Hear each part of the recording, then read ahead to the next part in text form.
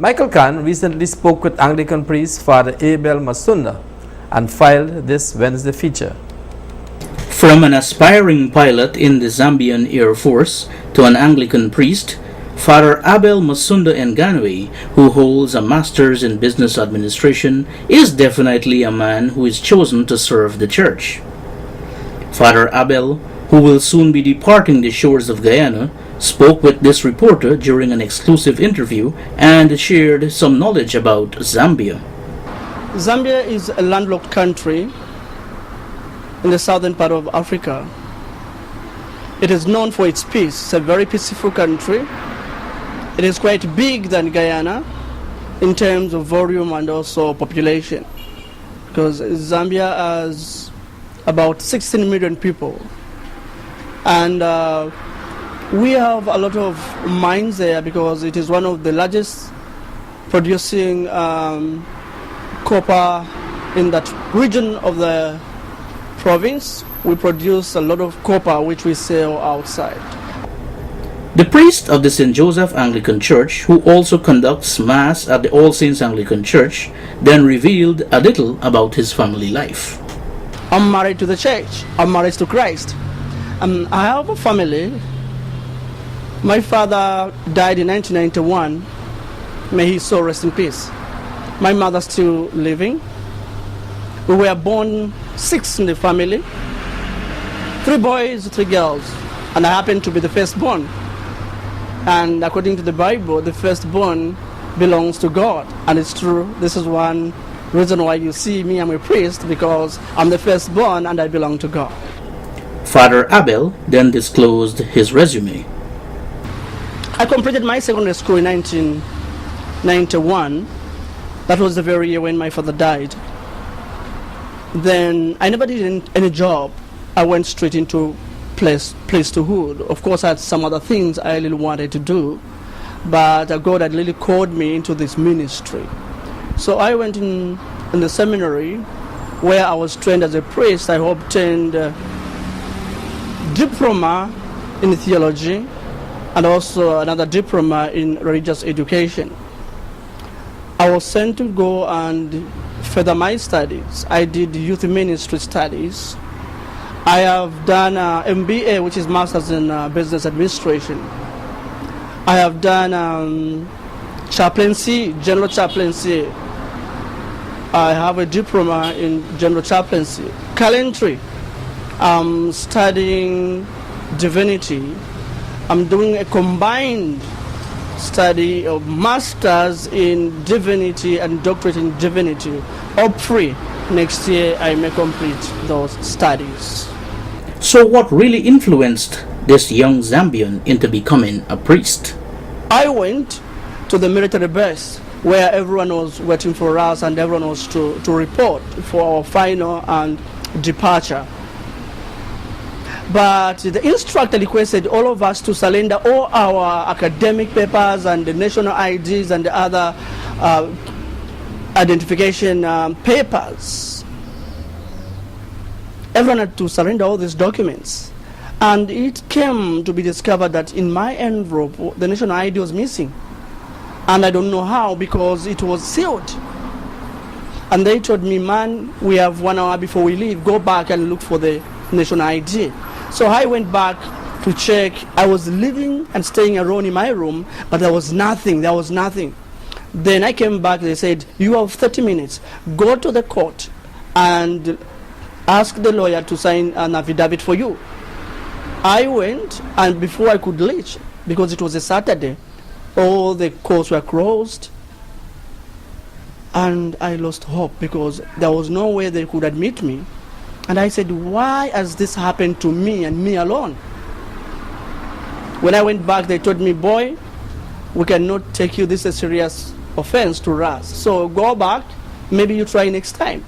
And I got my bag, and I was so afraid, and I felt bad because I'd already bid farewell to everyone.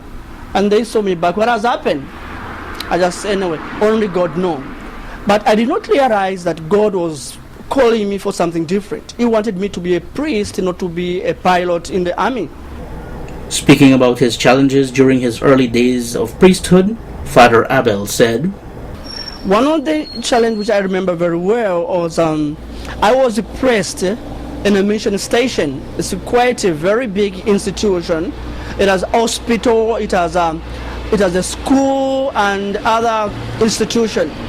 So I was single-handed to handle all that, and it wasn't very easy. I was asking why, because I was placed under a priest to work with me, but a week after, that priest decided to resign. He had to go for greener pastures in some other country, so he left me alone. But I thank God, because this ministry is God's ministry. When God calls you, He will equip you. He will give you all the necessary tools you need. And indeed, God gave me that. And apart from that, the senior clergy in some sense, they were so jealous because they were not happy with me, because the bishop most times he could appoint me and send me overseas or abroad to represent the church in my early infance of the ministry. And these were some of the challenges. But above all, I think everything went on smooth, because it's God's work. It wasn't my work, but the God was working in me because He called me. In life, there is always someone or something that would have influence on people. For Father Abel, his influence was divine. It's Christ, Jesus Christ Himself, and the Apostle Paul, because every day I was studying the Bible, and when I look at the life of Jesus Christ, the way He came to humble Himself, when I look at the Apostle Paul, somebody who persecuted the church and he became a Christian, every time I look at this, these people really influenced me and made me to become a committed and serious Christian. Apart from that, I look at Francis of Assisi.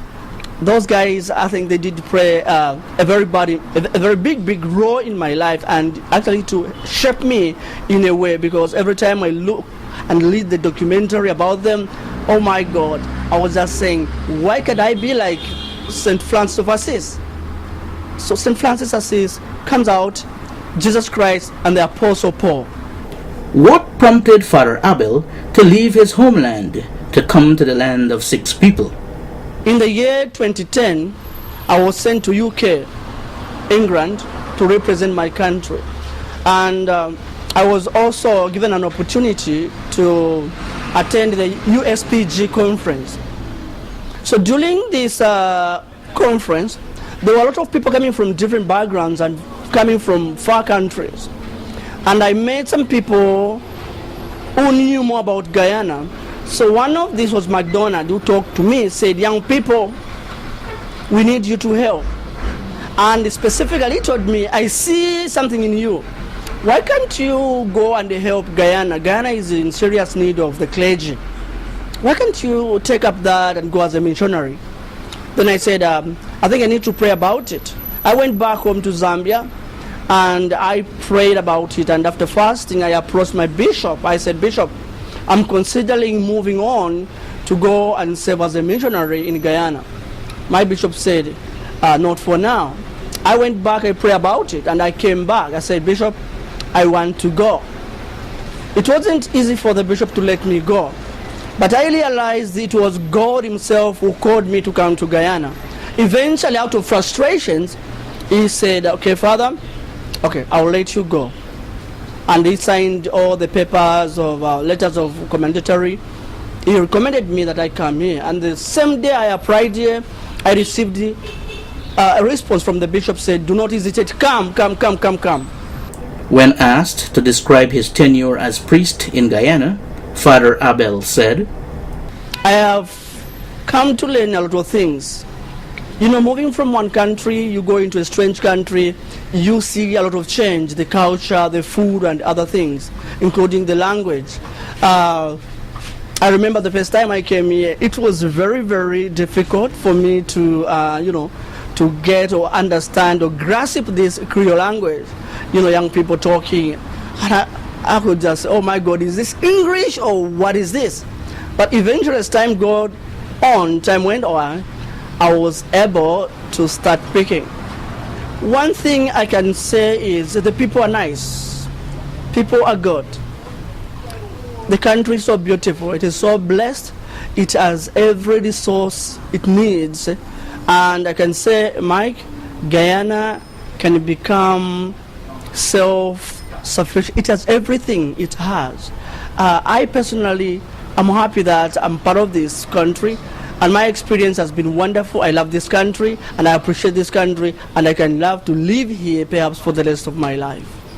According to the man from Africa, he appreciates everything about Guyana. First of all is the people. The people. I love the people of Guyana because they are so friendly, they are so good, and especially to me, I had to cross barriers. I'm a priest not only to Anglicans but to everyone in the community. I have Muslim friends, I have Hindu friends, and everyone, wherever I go, they know me and they love me, and they give me that respect that I have.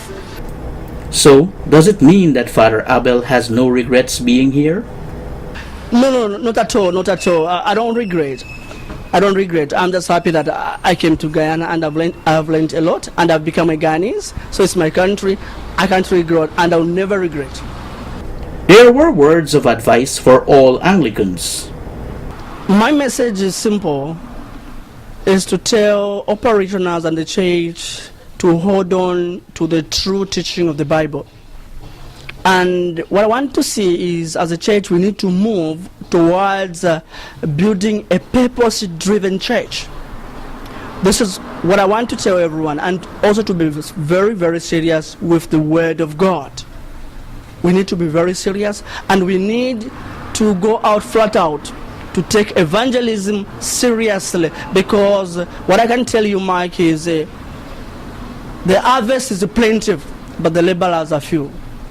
So what's next for Father Abel?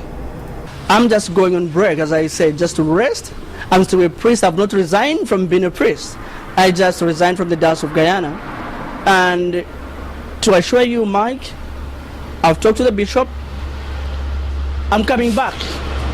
I'm coming back. Of course, there are a lot of countries who need my services. But I realize there is a lot that needs to be done in Guyana. And I'm sure my presence here will make a very, very big difference. So I assure you, I'm coming back, and the people of Guyana know I love them, I care for them, I appreciate who they are, and we are a family. And together we'll be able to rebuild our churches. Together we'll be able to move forward and bring more people to Christ. This is what I can say. Members of the All Saints Parish and the management and staff of DTV8 would like to wish Father Abel Musonda and Ganwe all the best in his future endeavors, with the hope that he would return to serve the Anglican Diocese of Guyana. Michael Khan, Channel 8 News.